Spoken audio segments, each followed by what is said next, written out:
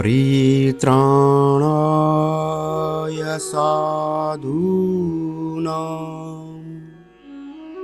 विनाशाय च दुष्कृतां धर्म संस्थापनार्थाय संभवामि युगे युगे।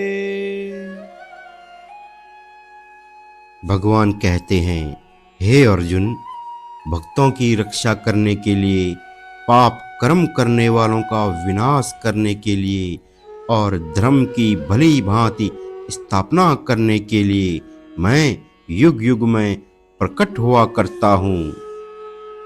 भगवान कहते हैं, हे अर्जुन, साधु मनुष्यों के द्वारा ही अधर्म का नाश और धर्म का प्रचार होता है, इसलिए उनकी रक्षा के लिए मैं अवतरित होता हूँ। दूसरों का हित करना ही जिनका स्वभाव है और जो भगवान के नाम, रूप, गुण, प्रभाव, लीला आदि का श्रद्धापूर्वक स्मरण कीर्तन आदि करते हैं, उनकी मैं सदैव रक्षा करता हूँ। भगवान कहते हैं, जिसका एकमात्र परमात्मा प्राप्ति का उद्देश्य है वह साधु है, और जिसका नाशवान संसार का उद्देश्य है वह असाधु है। असत्य और परिवर्तनशील वस्तु में भाव करने और उसे महत्व देने से कामनाएं पैदा होती है।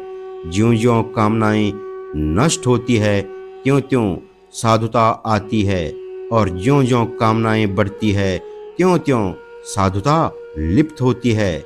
कारण कि असाधुता का मूल हेतु कामना ही है।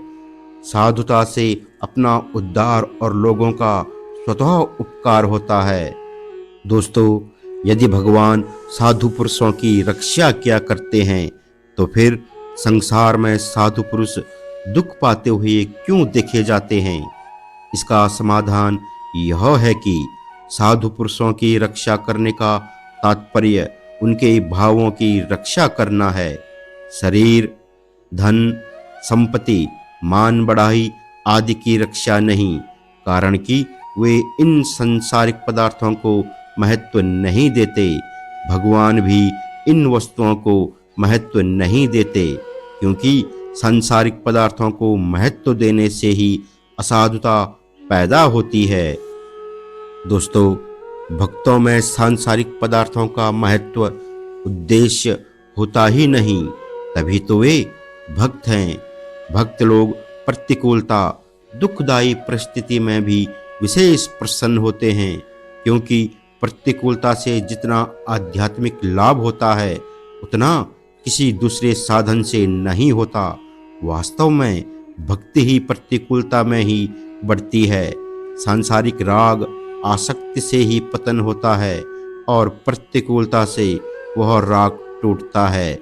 इसलिए भगवान का भक्तों के लिए प्रतिकूलता भेजना भी वास्तव में भक्तों की रक्षा करना ही है। दोस्तों, दुष्ट मनुष्य अधर्म का प्रचार और धर्म का नाश करते हैं, इसलिए उनका विनाश करने के लिए भगवान अवतार लेते हैं।